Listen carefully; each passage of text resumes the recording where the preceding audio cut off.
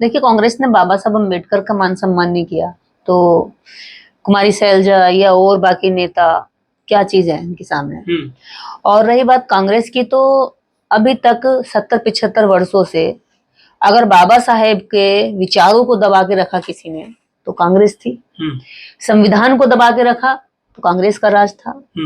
दलितों पर, पिछड़ों पर, आदिवासियों पर जो संविधान के कानूनी हक अधिकारों की छाप पड़नी चाहिए थी, उन्हें उसकी जानकारी होनी चाहिए थी और उनके बारे में जागरूक होकर अपने अधिकारों को लड़ना चाहिए था, वो तक जागरूकता कांग्रेस ने नहीं आने दी।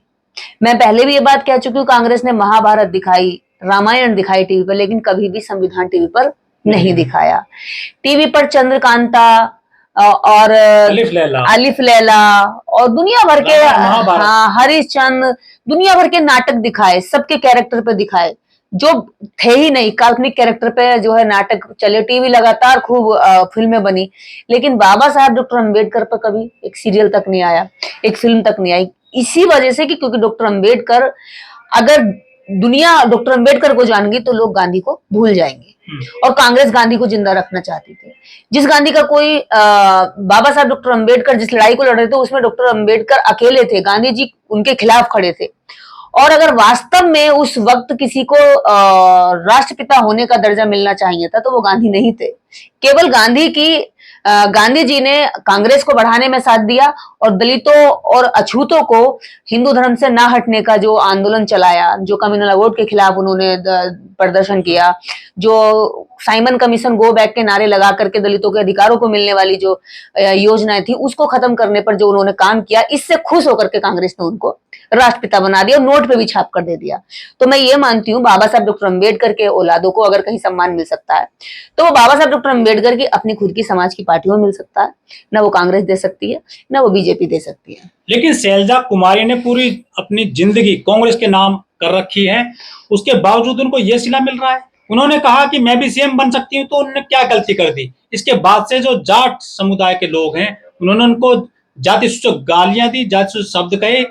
तो क्या ये जातिवाद है कांग्रेस में या जाटों का जातिवाद है? आखिर क्यों नहीं पच पा रही है ये कांग्रेस में सैलजा कुमारी? देखिए, कांग्रेस में दलितों का काम अच्छा लगता है, कांग्रेस को दलितों का वोट अच्छा लगता है, कांग्रेस को दलित का कार्यकर्ता अच्छा लगता है, लेकिन वो जमीन तक रहे, ऊपर आकर के जो उसका हक है, जो जिसको वो डिजर्व करता है, वो उसको कभी देना नहीं चाहती। और यही कारण है, चाहे कांग्रेस में ऊपर से लेकर नीचे तक के कार्यकर्ताओं में जो जिस सिस्टम में कास्टिज्म है वो कास्टिज्म है। आप ये सोच रहे हैं कि कास्टिज्म केवल किसी बीजेपी पार्टी में है, कांग्रेस में नहीं है, या किसी अन्य पार्टी में नहीं है। कास्टिज्म सामाजिक ढांचा है और उस सामाजिक ढांचे को जब तक राष्ट्रीय नेता उसको ध्वस्त करने की लड़ाई नहीं लड़ेंगे, उसके खिलाफ आंदोलन नहीं चलाएंगे, अपनी पार्टियों में व्यवहारिक रूप से नहीं दर्शाएंगे, तब तक ये जातिवाद नीचे के कार्यकर्ता कैसे खत्म कर देंगे। और सबको अपनी जाति का वर्चस्व चाहिए, और अपनी जाति के वर्चस्व में ही कुमारी सैलजा को जातिगत टिप्पणियां की गई हैं, चमारी कहा गया है। और मैं ये मानती हूँ कि इस देश के अंदर सबसे ज्यादा जो हल्का या सॉफ्ट टारगेट है वो इसी जाति को गाली दे देते हैं। जिसका मुंह आता है वो गाली दे देता है, जिसका मुंह उठाया आता है और गाली देके चला जाता है। ये जाति सबको मिलती है और इस जाति से इतनी नफरत है, इतनी घृणा है, कितना भी काम कर ले, कितना भी अच्छा दे दे, कितना भी 100% दे दे, लेकिन नजर में ये उनकी छोटा ही रहता है, नीच निम्न ही रहता है कि अरे चमार है। और जब मन करता है तो मंचों तक से गाली। आप ये देखिए, इस आदमी के खिलाफ एफआईआर दर्ज होनी चाहिए थी, SC/ST का मुकदमा लगकर फास्ट ट्रैक कोर्ट में इसके खिलाफ कार्रवाई होनी चाहिए थी, लेकिन पार्टी के ही नेताओं ने कोई किस तरह का कोई एक्शन नहीं लिया। बस थोड़ी सी माफी मांग ली, पहले ऐसा करो, पहले पेट में चाकू मार दो और फिर जो है रुमाल बांध दो माफी मांगकर, ये वो वाला काम करते हैं। और कुमारी सैलजा हो, चाहे इस देश के अंदर कोई भी और बड़ा लीडर हो या छोटा लीडर हो, जाति में अगर वो सामाजिक ढांचे में नीचे है तो वो किसी भी पार्टी के अंदर चला जाए, उसको वहां पर सम्मान उसी नजर से दिया जाता है जो उसकी जाति होती है। दलित बुद्धिजीवी अब कह रहे हैं कि कांग्रेस तो शुरू से दलितों के खिलाफ रही है, चाहे बाबा साहब हो, चाहे जगजीवन राम हो, चाहे दिल्ली में जो है चौधरी प्रेम सिंह हो, वो जीवन उन्होंने पूरा लगा कांग्रेस में, लेकिन उनको मुख्यमंत्री नहीं बनने दिया गया था। चौधरी प्रेम सिंह को दिल्ली में शीला दीक्षित जी 3 बार मुख्यमंत्री बना दी गई थी दिल्ली में, लेकिन चौधरी प्रेम सिंह को जो है ये पद और कद नहीं मिला था। तुम्हारे वो जगजीवन राम जी को प्रधानमंत्री नहीं बनने दिया गया था। इसके अलावा बहुत सारी बहुत लंबी फहरिस्त है।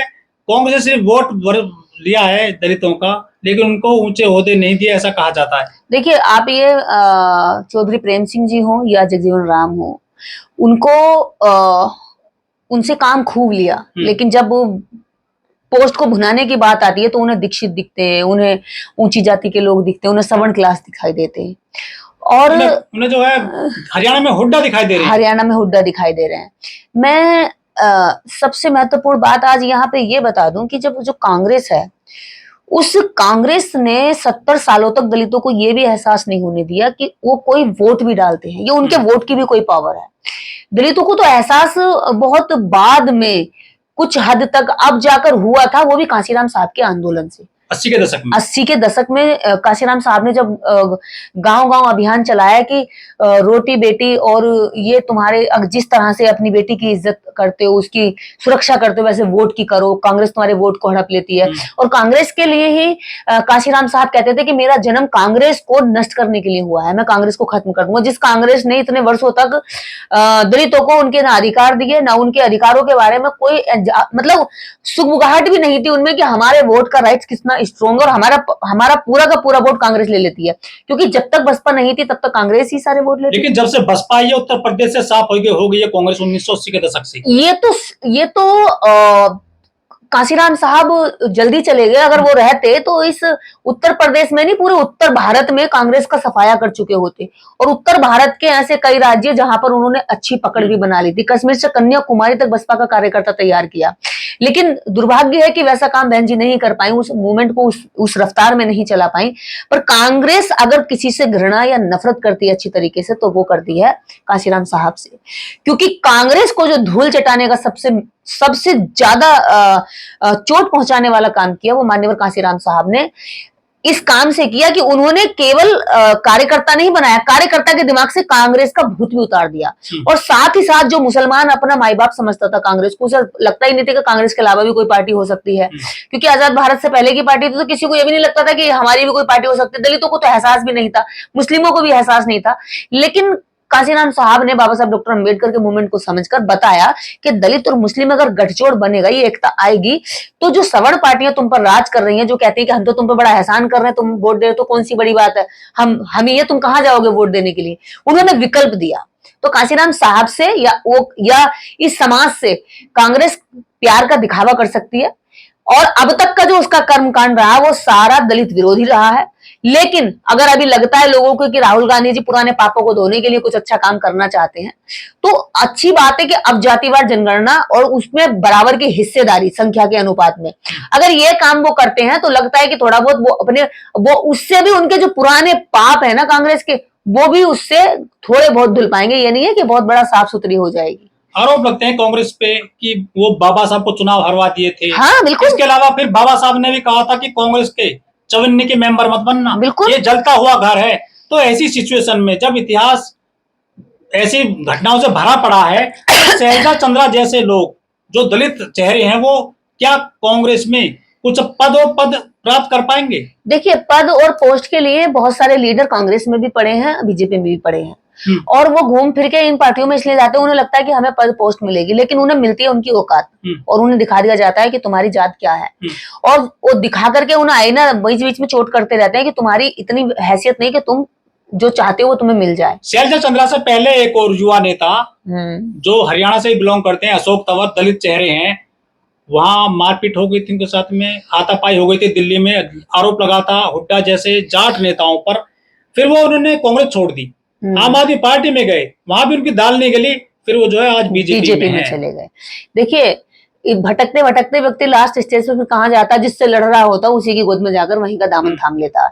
और मैं इस नेताओं का किसी भी पार्टी में, देखिए सवर्ण 15% बने हुए हैं क्या दलित देश में? देखिए 15% सवर्ण है, वो बहुजनों की समस्त पार्टियों में है, और ये 85% बहुजन भी समस्त सवर्णों की पार्टियों में होने चाहिए। लेकिन 15% श्रवण जब बहुजनों की पार्टी में जाता तो वो अपना विजन लेके जाता, अपना विचार लेके जाता, सक्रिय राजनीति में शामिल होता है, और सबसे बड़ी बात, जो उसका विचारधारा होती है वो उसको नहीं छोड़ता, जो उसका मूवमेंट होता है वो उसको नहीं छोड़ता। लेकिन दलितों का क्या है, जैसे ही दलित ने पार्टी बदली वैसे ही उसका विचार बदल जाता है।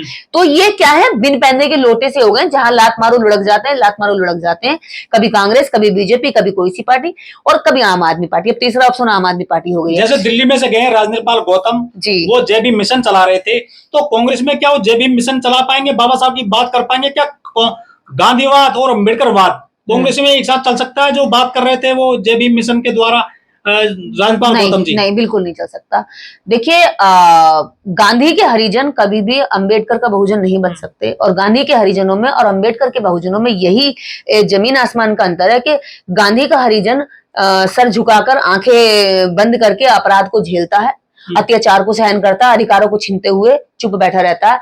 और अंबेडकर के बहुजन में अंतर यह है कि वो बोलता है, वो आवाज करता है, अगर कोई हमला कर रहा तो उससे पहले सतर्क रहता है, अपने आप को ही नहीं बचाता, पूरे समाज को भी बचाता है, दुश्मन और दोस्त की पहचान समझता है। तो ऐसे जो अंबेडकर के बहुजन हैं, वो अंबेडकर के बहुजन जो कांग्रेस को भी बुरे लगते हैं और बीजेपी को भी बुरे लगते हैं, और सवर्ण क्लास की जो 15% लोग हैं उसको भी दुश्मन दिखाई देते हैं, क्योंकि वो बोलते हैं, वो आवाज बहुत बड़े अम्बेडकरवादी बन रहे थे। ये राजनेपाल गौतम मिशन चला रहे थे, और दूसरे नेता राजकुमार आनंद वो बसपा में गए, वहां से फिर जो बीजेपी में चले गए। ये तो कहते थे कि बीजेपी और कांग्रेस सांपनाथ एक नागनाथ है, ये तो उन्होंने गले में लगा दिया। सबका आखिरी घर, आखिरी ठिकाना जो है बीजेपी बन गई है। तो धोखा दे देते दलितों को ये। हाँ, देखिए, ये तो इनकी एक्टिविटी से पता चलता है, ये आप या मेरे कहने से नहीं, समाज समझता है। समाज को क्या सोचते हैं कि बेवकूफ है समाज। आज वो समाज नहीं रहा है कि तुम कुछ भी करोगे, तुम समाज को बेचोगे, तुम समाज के साथ धोखा दोगे। राजेंद्र पाल गौतम हो, या कोई राजकुमार आनंद हो, या फिर कुमारी शैलजा हो, अन्य राज्यों के कोई भी मुख्य कोई भी जो मेन लीडर हैं वो हो, वो तो छोड़िए, जब बहन जी का वोट परसेंट खिसक गया, बहन जी के निष्क्रिय होने से या बहन जी में कुछ कमियां देखने से, तो ये नेता क्या चीज है? बहन जी से तो ऊपर नहीं है ना। तो ये समाज अब अंधा नहीं रहा है, ये समाज गूंगा नहीं है, बहरा नहीं है, ये समाज अब इतना अज्ञानी भी नहीं है कि आप इसके साथ जितना फ्रॉड करना चाहोगे इतनी मात्रा में कर लोगे। इसकी भी एक लिमिट है। ये बस ये कह देता है कि स्टेज पे आगे कि इनफ, अब नहीं, इतना तुमने किया, यहां तक ठीक है। ये समाज अब पहचानता है कि उनका लीडर वास्तव में सामाजिक काम कर रहा है, या राजनीतिक रोटियों को पकाने के लिए समाज की जो है आग को या गर्मी को इस्तेमाल कर रहा है, या उसके वोट को इस्तेमाल करना चाहता है। तो ऐसे हर पार्टी में भरे हुए नेता वो अपनी अपनी पार्टी की तारीफ करेंगे। अब कांग्रेस में पहले आप में थे तो इनको राजेंद्र पाल गौतम जी को आपकी तारीफ करनी पड़ती थी, आपका बचाव करना पड़ता था। वो कांग्रेस में है तो कांग्रेस की गलतियों पर पर्दा डालने के लिए अब इनको अपना पक्ष रखना पड़ेगा कि नहीं, कांग्रेस ऐसे नहीं कहती, कांग्रेस वैसे, कांग्रेस अच्छी है। राहुल गांधी का बचाव भी कर रहे हैं, करना पड़ेगा, क्योंकि अब वो उनके लीडर हो गए हैं और ये उनके कार्यकर्ता हैं।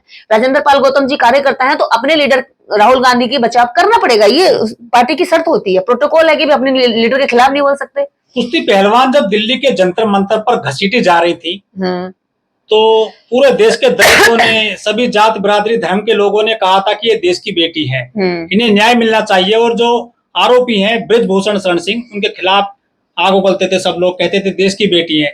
जब शैलजा कुमार के लिए ऐसे शब्द प्रयोग किए गए हैं तो कोई उसको देश की बेटी नहीं मान रहा, कह रहे हैं तो चमार की बेटी है। आखिर ये सारा दो तरह का जो है ये चेहरा कहाँ से ले आते हैं ये लोग? ये दलित की बेटी देश की बेटी क्यों नहीं हो सकती है? जबकि बीजेपी ने अभियान चलाया था कि लड़कियों लड़ सकती हूँ। कहाँ गए वो कांग्रेस के नेता? कहाँ प्रियंका गांधी चली गई हैं, जो आज शैलजा के लिए बिल्कुल भी नहीं आगे आ रही हैं? प्रियंका गांधी जी जब हाथरस में घटना हुई तो उन्होंने एक नारा दिया था, लड़की हूँ लड़ सकती हूँ, उससे पहले चुनावी माहौल 2022 के चुनाव में।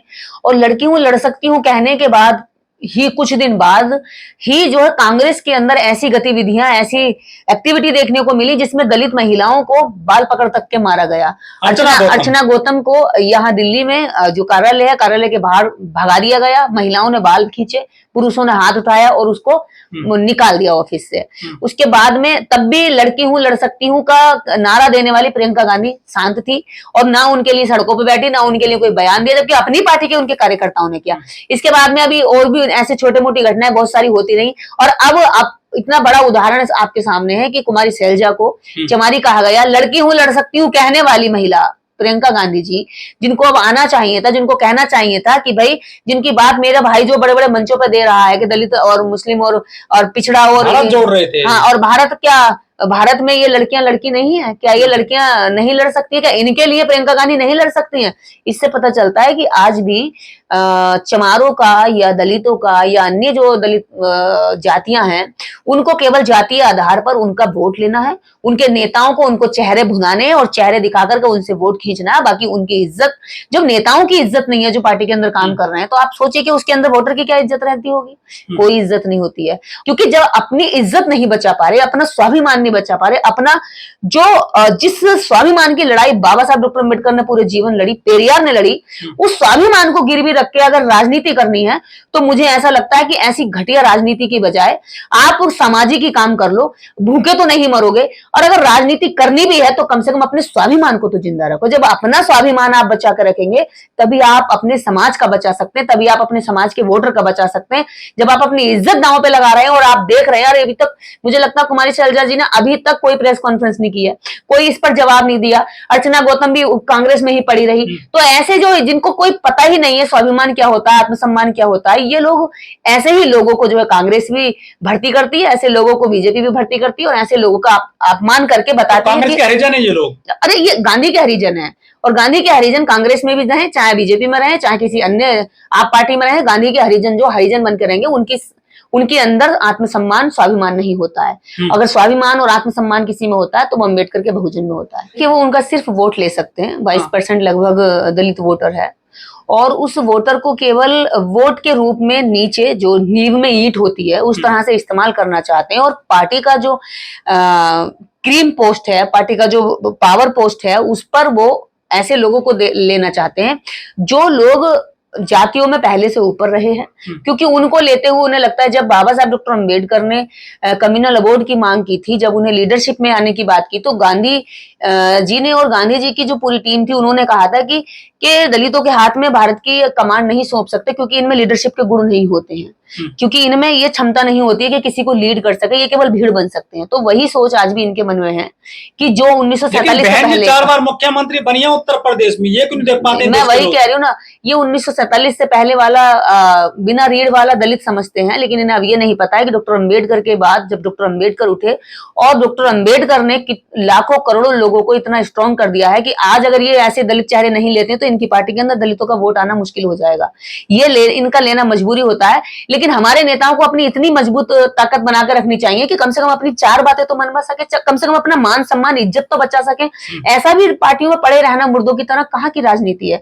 ये राजनीति नहीं होती है, ये तो मरण नीति हो रही है कि आप मरे हुए पड़े हुए हैं और समाज देख रहा है कि भैया किसी तरह से ये अपनी इज्जत बचा ले। अब देखिए, नेताओं की इज्जत बचाने के लिए भी हमें लड़ना पड़ता है। ये क्या हमारी इज्जत बचाएंगे, क्या समाज की लड़ाई लड़ेंगे? सामाजिक लोगों को इन राजनीतिक नेताओं की लड़ाई लड़ने के लिए आगे आना पड़ता है, बुराई लेनी पड़ती है कांग्रेस से, बीजेपी से, और उन 15% लोगों से जिनके साथ ये बैठकर चाय पीते हैं, राजनीतिक रोटियां सेकते हैं।